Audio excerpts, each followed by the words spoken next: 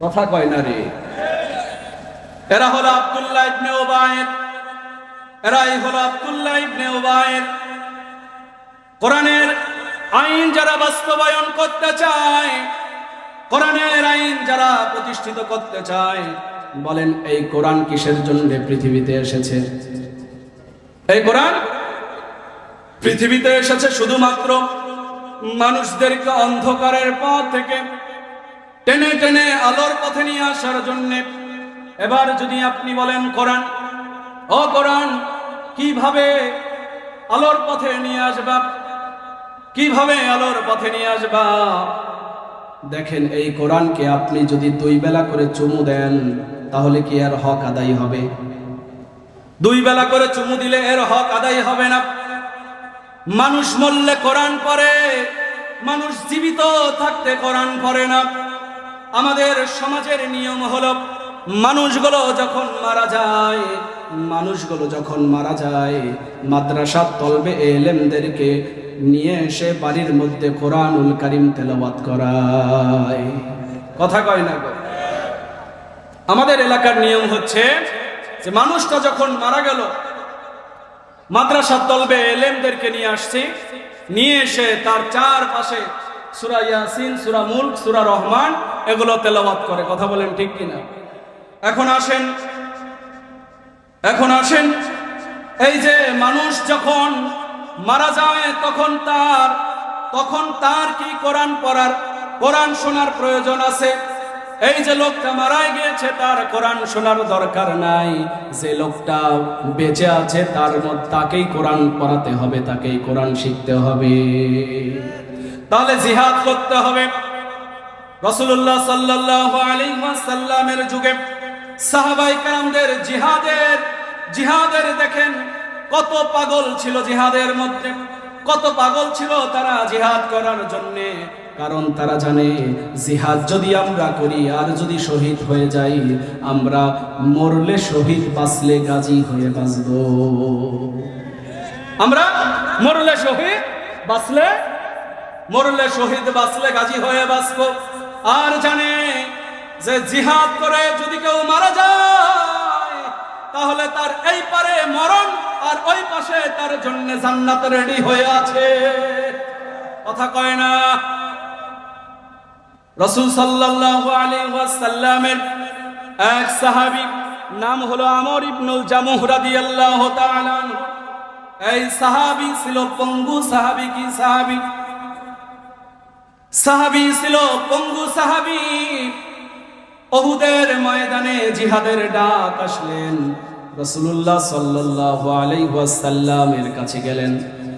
আমর ইবনুল জামুহ রাদিয়াল্লাহু তাআলা আনহু গিয়ে আমর রাদিয়াল্লাহু তাআলা আনহু রাসূলকে বলে, ইয়া রাসূলুল্লাহ, উহুদের ময়দানে নাকি জিহাদের ডাক এসেছে। ইয়া রাসূলুল্লাহ, ইয়া হাবিবাল্লাহ, আপনি যদি পারমিশন দেন, আমাকে যুদ্ধে যাওয়ার যদি পারমিশন দেন, ইয়া রাসূলুল্লাহ, আমি যুদ্ধে গিয়ে আল্লাহর পথে জিহাদ করে আমার জীবনটা বিলিয়ে দিতে চাই। রাসূলুল্লাহ বলে, ও আমর রে, ও আমর, তুমি পঙ্গু মানুষ, প্রতিবন্ধী মানুষ, ল্যাংড়া মানুষ। ও আমর, তোমাকে যুদ্ধে যাওয়ার পারমিশন দেওয়া যাবে না রে আমর। ও আমর, তোমাকে যুদ্ধে যাওয়ার পারমিশন দেওয়া যাবে না। যুদ্ধে গিয়ে তুমি কি করবা? আমর রে, যুদ্ধে যাওয়ার দরকার নাই, বরঞ্চ বাড়িতে গিয়ে তুমি দোয়া করতে থাকো। ও আমর, তোমার 4 সন্তান কিছুদিন আগেই তারা কালিমা গ্রহণ করেছে, তারা ঈমান এনেছে রে আমর।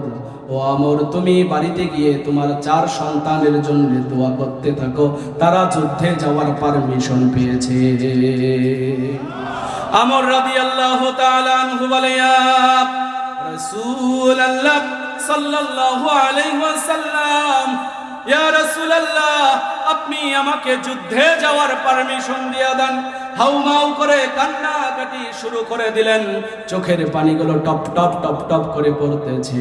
ইয়া রাসূলুল্লাহ, আমি যে সন্তানগুলোকে জন্ম দিলাম, আমি যে সন্তানগুলোকে লালন পালন করলাম, এই সন্তানগুলো কিয়ামতের মাঠে হিসাব যখন হয়ে যাবে আমার সামনে তারা জান্নাতে চলে যাবে বিনা হিসাবে। ইয়া রাসূলুল্লাহ, আমি বাবা হয়ে যদি জান্নাতে না যাইতে পারি আর তে ব্যর্থতা আর কিছুই নাই। ইয়া রাসূলুল্লাহ, আপনি আমাকে যুদ্ধে যাওয়ার পারমিশন দিয়ে দেন। ইয়া রাসূলুল্লাহ, আমি যুদ্ধে গিয়ে জিহাদ করে আল্লাহর রাহে আমি আমার জীবনটাকে বিলিয়ে দিতে চাই। আমর রাদিয়াল্লাহু তাআলা আনহুর এই কথা শুনে রাসূলুল্লাহ সাল্লাল্লাহু আলাইহি ওয়াসাল্লাম যুদ্ধে যাওয়ার পারমিশন দিয়ে দিলেন।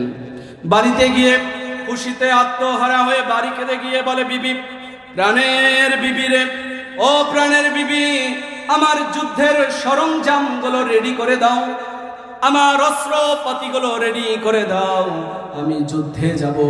রাসূল সাল্লাল্লাহু আলাইহি ওয়াসাল্লাম আমাকে যুদ্ধে যাওয়ার পারমিশন দিয়েছেন, আমাকে যুদ্ধে যাওয়ার পারমিশন দিয়েছেন। ও প্রাণের বিবি, আমার সরঞ্জামগুলো রেডি করে দাও, আমার যুদ্ধে যাওয়ার অস্ত্রগুলো রেডি করে দাও। তার বিবি বলল, আপনি তো ল্যাংড়া মানুষ, প্রতিবন্ধী মানুষ, যুদ্ধে গিয়ে আপনি তো যুদ্ধ করতে পারবেন না, বাতিলের কাছে আপনি পরাজয় হবেন, আপনার যুদ্ধে যাওয়ার প্রয়োজন নাই।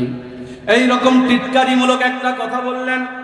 আমর রাদিয়াল্লাহু তাআলা আনহু তার ঘরে গেলেন। ঘরে গিয়ে 2 রাকাত নামাজ পড়ার পর আল্লাহর কাছে দোয়া করে হাত তুলে আল্লাহর কাছে বাড়িয়ে দিলেন, আল্লাহ, ইয়া রব্বুল আলামিন, আল্লাহকে বলে, আল্লাহ গো, আমাকে যুদ্ধে যাওয়ার পারমিশন তো দেওয়া হয়েছে রব্বুল আলামিন, আপনার কাছে একটা আরজি, আমি ওই যুদ্ধের ময়দানে যাব, আমার এই লাশটা যেন আমার বাড়িতে আর না ফিরে আসে।